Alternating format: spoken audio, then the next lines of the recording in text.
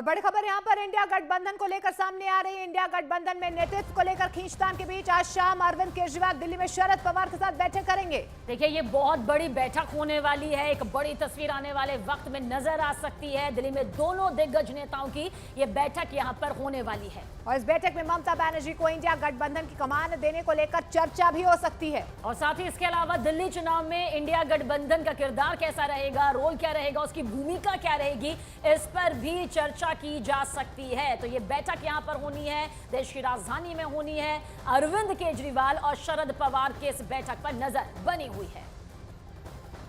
तो देखिए, इंडिया गठबंधन में नेतृत्व को लेकर दिल्ली में आज शाम अरविंद केजरीवाल और शरद पवार मिलने जा रहे हैं। और कहा इस बीच ये जा रहा है कि इस बैठक में दोनों नेताओं के बीच ममता बनर्जी के नेतृत्व को लेकर चर्चा हो सकती है।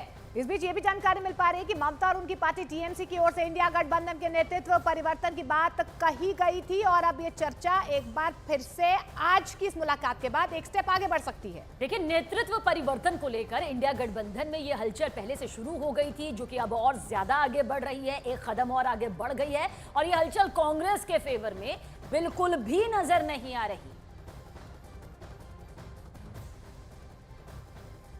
और नेतृत्व परिवर्तन को लेकर शिवसेना उद्धव गुट का झुकाव भी ममता बनर्जी की तरफ दिखाई दे रहा है। उद्धव गुट की पार्टी अगर हम बात करें तो वो कह रही है कि अगर ममता बनर्जी को जिम्मेदारी मिली तो वो गठबंधन को और ज्यादा मजबूत करेंगी। साथ ही कांग्रेस तो ये कह रही है कि ममता बनर्जी बंगाल से बाहर अपनी पार्टी का विस्तार करने में असफल रही हैं। हम बार बार यही कह रहे हैं कि जो भी स्टैंड होगा इंडिया अलायंस मिलकर निर्णय लेगी, पर ममता बनर्जी जी ने जो खुले दिल से उन्होंने ये प्रस्ताव रखा है कि वो इंडिया अलायंस को लीड करने को तैयार हैं, वो एक महत्वपूर्ण सजेशन है।